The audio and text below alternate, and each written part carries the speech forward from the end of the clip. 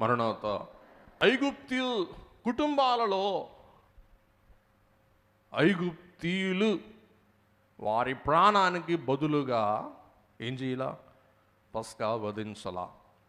అందుకు వారే వధింపబడ్డారు. ఇశ్రాయేలీయులు వధింపబడలా. ఇశ్రాయేలీయులు వధ తప్పించుకున్నాడు. ఎందుకు? వారి స్థానాన గొర్రెపిల్ల ఏమైంది? వధింపబడింది. వధింపబడింది అనటానికి ఏంటి రుజువు?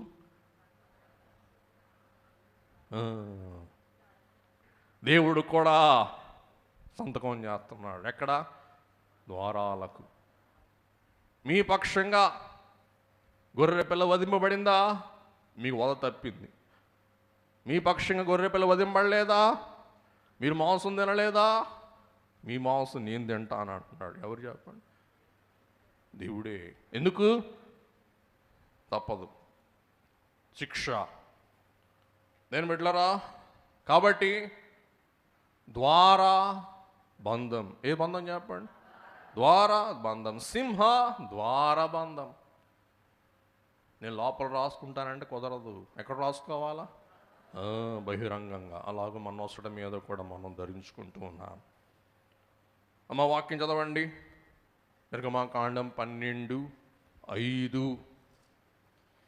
ఆ గొర్రెపిల్లను భుజించుటకు ప్రతి వాని భోజనం పరిమితిని బట్టి వారిని లెక్కింపవలెను. కాబట్టి ప్రతి వారు తమ కుటుంబముల లెక్క చొప్పున ఏం చేయాలా? వధించాలా, భోజించాలా, ద్వారబంధాలకు రక్తం రాయాలా, ముద్రించాలా. కాబట్టి 7వ వచనం, ఈ నెల 14వ దినం వరకు మీరు దానిని ఉంచుకొనవలెను. ఆ గొర్రె పిల్లను ఉంచుకొనవలెను. తరువాత ఇశ్రాయేలుల సమాజపు వారందరూ తమ తమ కూటాలలో చూసారా తమ కూటాలలో, కూడికలలో, సహవాసములలో, ఇందాక మీకు చెప్పాను, సహవాసములలో సాయంకాలమందు దానిని చంపి దాని రక్తము కొంచెము తీసి తాము దాని తిను ఇండ్ల ద్వార బంధపు తాము దానిని తిను ఏ ఇంట్లో తింటారో ఆ ఇంటికి మాత్రమే పరిమితం. ఇండ్ల ద్వార బంధపు 2 నిలువు కమ్ముల మీదనో పై కమ్మి మీదనో ప్రోక్షింపవలెను. 12వ వచనం, ఆ రాత్రి దేవుడైన యెహోవా ఐగుప్తు దేశములో సంచరించి ఐగుప్తు దేశమందలి మనుషులలోనే గాని, వినండి, మనుషులలో గాని జంతువులలోనే గాని తొలి సంతతి అంతయు హతము చేసి, చూసారా, తొలి మొదటి జ్యేష్ఠ సంతతి యావత్తు హతము చేసి, ఐగుప్తు దేవతలకందరికి నేను ఐగుప్తు దేవుళ్ళు దేవతలు ఎవరు ఆదుకుంటారో ఖబర్దార్ సవాల్, బస్తీ మీద సవాల్ చూసుకోండి అని ఐగుప్తు దేవతలందరికీ తీర్పు తీర్చదను. నేను యెహోవాను, నా నామం, నా జ్ఞాపకార్థ నిబంధన నామం యెహోవా దేవుడు సెలవిస్తూ 13వ వచనం, మీరున్న ఇండ్ల మీద ఆ రక్తము మీకు గుర్తుగా ఉండును. నేను ఆ రక్తమును చూచి మిమ్మును నశింపచేయక దాటిపోయేదను. పస్కా ఇందాక మనం చెప్పాను, చూసారా, వెళ్ళిపోతా, ఇంట్లోకి రాను, నేను దాటి వెళ్ళిపోతా. నేను ఐగుప్తు దేశమును పాడు చేయుచుండగా, నేను దేవుడే, యెహోవా దేవుడే తన జనాంగమును జన న్యాయమును బట్టి ఆయనే స్వయంగా దిగి వచ్చి తీర్పు తీరుస్తున్నారండి దేవుడు. మేము సంహరించుటకు తెగులు మీ మీదికి రాదు. 21, కాబట్టి మోషే ఇశ్రాయేలుల పెద్దలనందరినీ పిలిపించి వారితో ఇట్లనెను, మీరు మీ కుటుంబముల చొప్పున మందలో నుండి పిల్లను తీసుకొని పస్కా పశువును వధించుడి. కాబట్టి ఇందాక మనం వాక్య భాగంలో పఠించుకున్నాం. దేవుని బిడ్డలారా, దేవుడిదే పదే తెలియజేస్తున్నాడు. ఎందుకంటే ఈ 10వ తెగులు జ్యేష్ఠులైన వారిని హతమార్చు తెగులు. ఇది కడవరి తెగులు. మరి ఎందుకు ఈ కార్యం అనగా, దేవుడు ఇశ్రాయేలు తన జనాంగమని, ఇశ్రాయేలీయులు తమ జనులైన వారని ఏం చేస్తున్నారండి? స్థాపన చేస్తున్నాడు, రుజువు చేస్తున్నాడు. ఎలాగా? నిబంధన పరంగా, న్యాయపరంగా, తీర్పు పరంగా దేవుడు రుజువు చేస్తున్నాడు. వాక్యం చూద్దాం. నిర్గమకాండం 4వ అధ్యాయం 22, 23 వచ్చిన అప్పుడు నీవు ఫరోతో ఇశ్రాయేలు నా కుమారుడు, నా జ్యేష్ఠ పుత్రుడు. ఎందుకు దేవుడు జ్యేష్ఠ అన్నారో చూద్దాం, ఒకసారి చూసి ముగించుకుందాం. నా కుమారుడు, నా జ్యేష్ఠ పుత్రుడని ప్రతి కుటుంబం తెలుసుకోవాలి. కడకి పశువులు కూడా తెలుసుకోవాలి. ఏమని? ఇశ్రాయేలు నా జ్యేష్ఠ పుత్రుడు. చూద్దాం నెక్స్ట్. నన్ను సేవించున్నట్లు నా కుమారుని పోనిమ్మని నీకు ఆజ్ఞాపించుచున్నాను. ఫరో, నీకు నేను ఫరోకి ఎవరిని ఆజ్ఞాపించగలరా? దేవుడు ఫరోకి ఆర్డర్ అయ్యి, మోషే ఫరోకి ఆర్డర్ అయ్యి అని సర్వశక్తి ఉందని దేవుడు నీకు ఆజ్ఞాపించుచున్నాడు. చదువమ్మా. వాని పంపనులని ఎడలా నేను ఆజ్ఞాపిస్తున్నా, ఓ ఫరో, ఇది నా ఆదేశం, నా ఆజ్ఞ, నా శాసనం. నువ్వు పంపనొల్లని ఎడలా ఇదిగో నేను నీ కుమారుని నీ జ్యేష్ఠ పుత్రుని చంపెదనని యెహోవా సెలవిచ్చుచున్నాడని అతనితో చెప్పుమనను. గమనించండి, దేవుడు పొదసాటున ఆరంభములోనే మోషేను అధికారముతో అలంకరించి మోషేకు అవసరమైన పరపతి, పవర్ దయచేసి నువ్వు ముందే ఈ మాట పట్టుకొని వెళ్ళు అని తెగుళ్ళకు ముందే దేవుడు ఈ సంగతిని మోషేకు విశదపరుస్తారన్నమాట అండి. ఇక్కడ జ్యేష్ఠ పుత్రుడు, ఇంగ్లీష్ భాషలో ప్రైమో జెనిటోర్ అంటే పెద్ద కొడుకు, గర్భంలో నుండి మొట్టమొదట వెలికి వచ్చినవాడు, బయటకు వచ్చినవాడు. జ్యేష్ఠత్వపు ఆశీర్వాదం. జ్యేష్ఠపుత్రుడు ఎందుకు దేవునికి ఎంత ప్రీతి? జ్యేష్ఠత్వ పుత్రునికి 2 అంతల స్వాస్థ్యం పొందే హక్కు. ఏ హక్కు అండి? 2 అంతల స్వాస్థ్యం పొందే హక్కు. రెండవది, నిబంధనను నడిపించే నాయకత్వ బాధ్యత. ఏం చేయాలంటండి? నిబంధనను కొనసాగించాలి. ఇంటి గౌరవాన్ని, ఇంటి పరువు ప్రతిష్టను, ఇంటి యొక్క మర్యాదను, ఇంటి యొక్క సాంప్రదాయమును ఏం చేయాలా? కొనసాగించాలా. కాపాడతాం కాదు, కాపాడతాం సరే, ఏం చేయాలా? కొనసాగించాలా. వారి ద్వారా నడిపింపబడాలా. నిబంధన నడిపించే నాయకత్వ బాధ్యత మరియు తండ్రితో గల ప్రత్యేక ఆత్మీయ అనుబంధం. వినండి, ఈ జ్యేష్ఠులు మేము మొదట పుట్టాంక మాకు జ్యేష్ఠ హక్కుందిగా, మేము జ్యేష్ఠులంగా అని ఇచ్చిపోకుండా, మురిసిపోకుండా, వారు మిగతా వారిని తోరణాడకుండా, పొంచనాడకుండా దేవుడు తన చిత్తం బట్టి, తన సంకల్పం బట్టి, తన అభిష్టం బట్టి అనేక సారులు కనిష్ఠులను ఏం చేశారు? జ్యేష్ఠులుగా చేశాడు. కయ్యేను జ్యేష్ఠుడు, కానీ దేవుని దృష్టిలో కనిష్ఠుడు. ఏశావు జ్యేష్ఠుడు, కుటుంబం బట్టి, గర్భం బట్టి జ్యేష్ఠుడు, కానీ దేవుని దృష్టిలో యాకోబు జ్యేష్ఠుడు. చూసారా? తిరగబడిపోయింది. దేవుని చిత్తం. పుట్టినంత మాత్రాన ఆ వారసత్వం నీకు వచ్చిందని నువ్వు విరవేయకూడదు. అలాగే ఎఫ్రాయిం, మనష్షే జ్యేష్ఠుడు. మనష్షే జ్యేష్ఠత్వం పోయింది, ఎఫ్రాయింకి వచ్చింది. దావీదు కనిష్ఠుడు, అందరిలో కల్లా చిన్నవాడు, కానీ జ్యేష్ఠత్వం వచ్చింది. రూబేను జ్యేష్ఠుడు, జ్యేష్ఠత్వం పోయింది. ఎవరికి వచ్చింది? యోధాకు వచ్చింది. దేవుని చిత్తం. పుట్టినంత మాత్రాన జ్యేష్ఠుడు గారు సుమా. దేవుని సంకల్పం ఉండాలా, దేవుని చిత్తం ఉండాలి, దేవుని అభిష్టం ఉండాలా. అందుచేత జ్యేష్ఠులు జన్మించిన మాత్రాన జ్యేష్ఠులు కారు, కనిష్ఠులు జన్మను బట్టి కనిష్ఠులు కారు.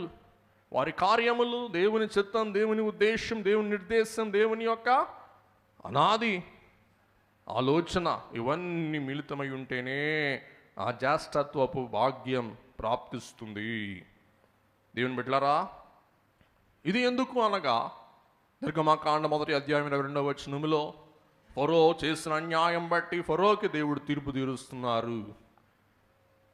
చదవమ్మా. హెబ్రీలో పుట్టిన ప్రతి కుమారుని నదిలో పారవేయుడి, ప్రతి కుమార్తెను బ్రతకనీయుడి అని తన జనులందరికీ ఆజ్ఞాపించెను. ఓ ఫరో, నీవు అందరు కుమారులను చంపావు, కానీ ఇశ్రాయేలు నా జ్యేష్ఠనుటకు నేను జ్యేష్ఠ సంతానాన్ని మాత్రమే హతము చేయడం ద్వారా ఇశ్రాయేలు నా దృష్టిలో ఎంత శ్రేష్ఠులో నేను నీకు సూచిస్తున్నానని దేవుడు తెలియజేస్తున్నాడు. వినండి, జ్యేష్ఠత్వపు ముప్పేట ఆశీర్వాదం మనం చూసాం.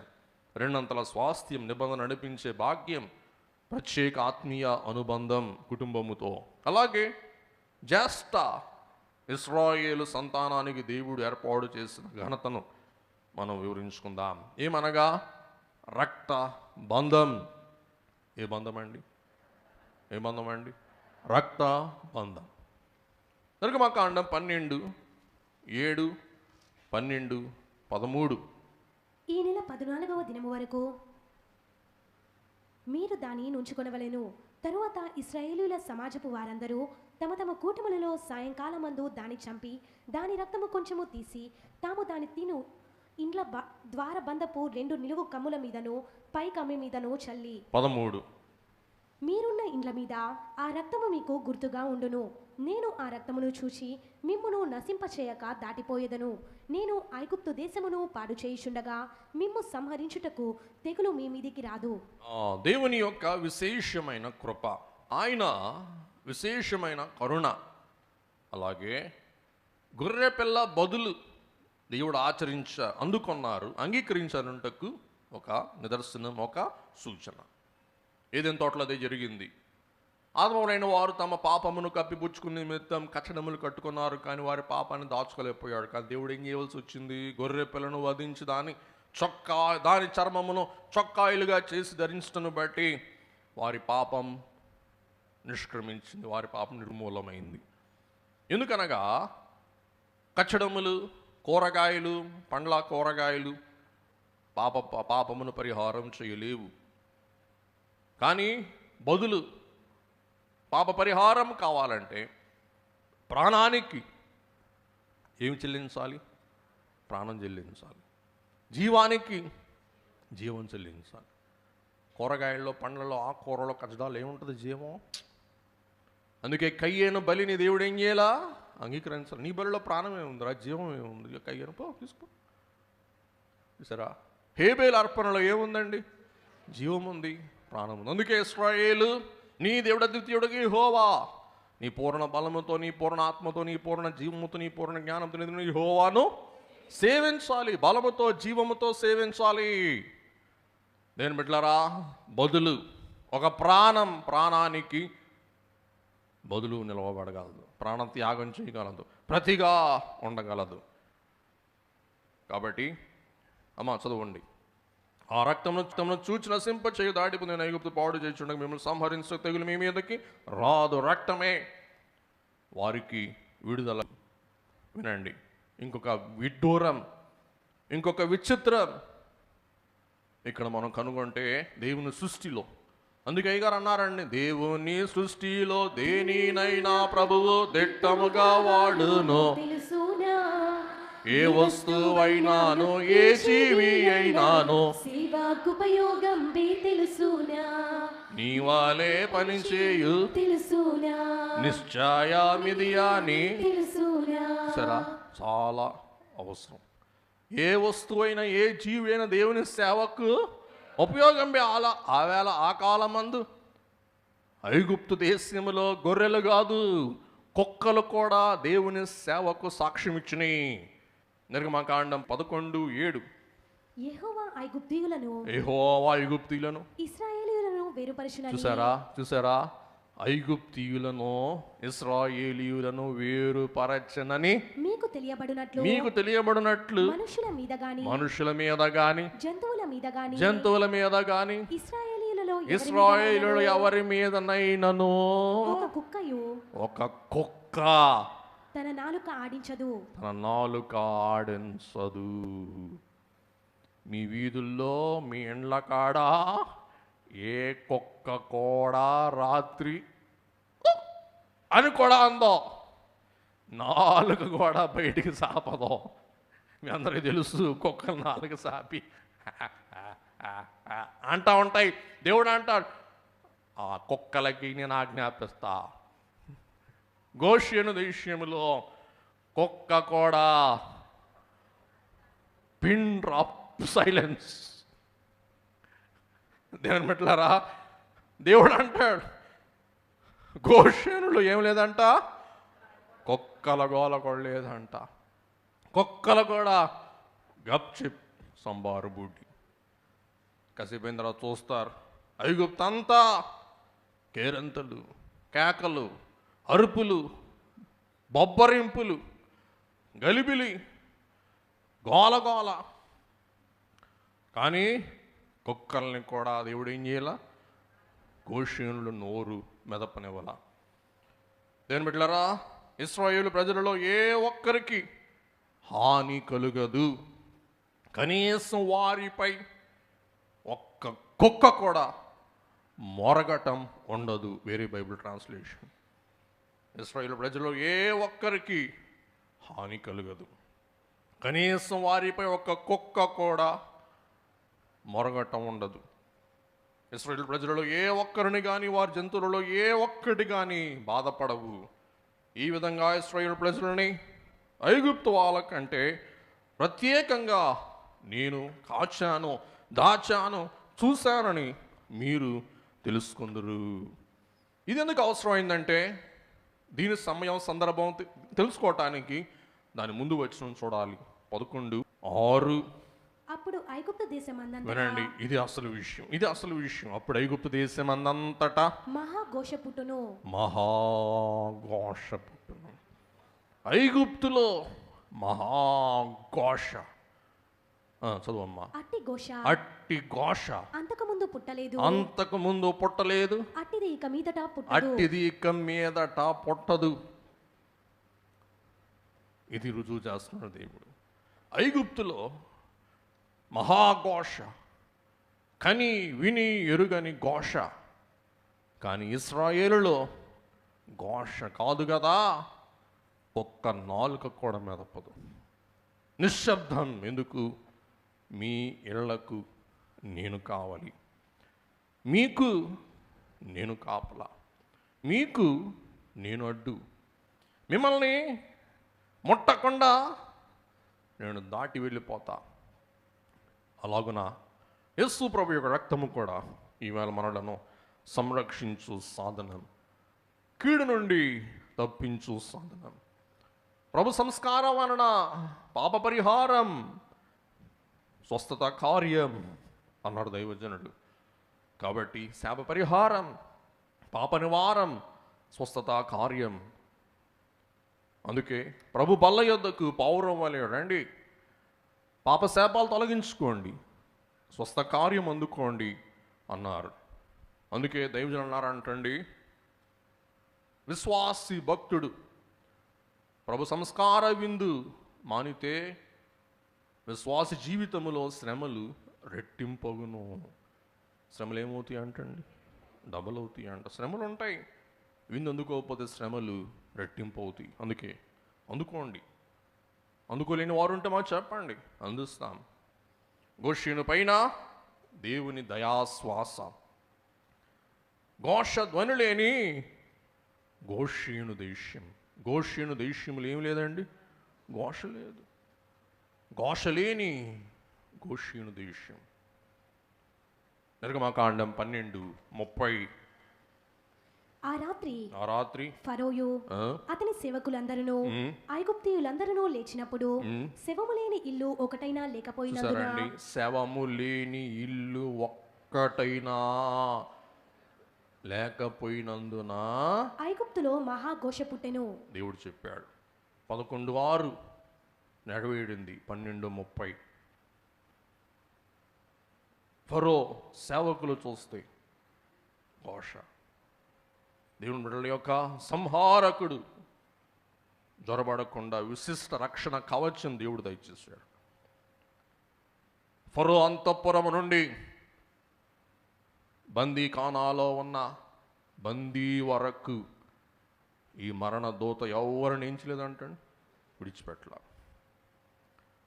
దేవుని బిడ్డలారా, ఫరో సేవకులందరూ నిర్గమకాండము 13:2 ఈ ఘోష అయిపోయిన తర్వాత దేవుడు అంటారు, జ్యేష్ఠత్వం, జ్యేష్ఠుడు నాకు ఇష్టుడు, జ్యేష్ఠుడు నా వాడు.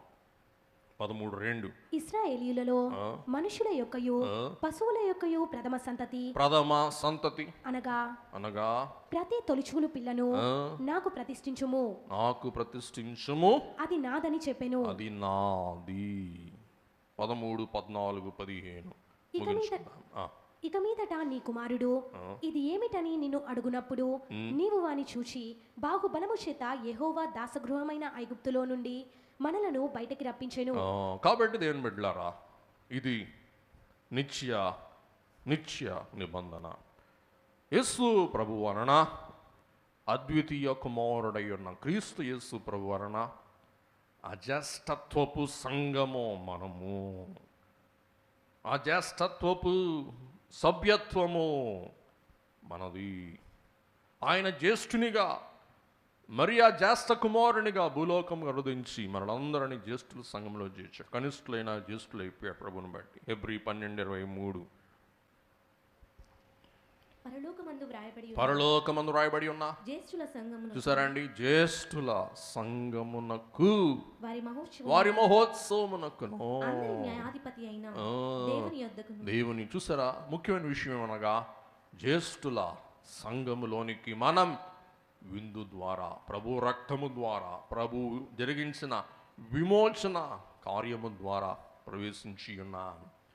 కొలస్సీ 1:8. అతడు మా విషయంలో నమ్మకమైన క్రీస్తు సంఘమను శరీరమునకు ఆయనే శిరస్సు, ఆయనన్నింటిలో ప్రాముఖ్యము కలుగు నిమిత్తం ఆయన ఆది అయ్యుండి మృతులలో నుండి లేచుటలో ఆది సంభూతుడాయను. ఇట్టి విందు ద్వారా, ప్రభమూల్య రక్త ప్రోక్షణ ద్వారా ఆయనకు ఇష్టలముగా, ఆయన దృష్టిలో శ్రేష్ఠులముగా, ఆయన సంఘములో జ్యేష్ఠులముగా సర్వకృపావరం అందుకునగల ధన్యత ప్రభు మనకు అనుగ్రహించును గాక.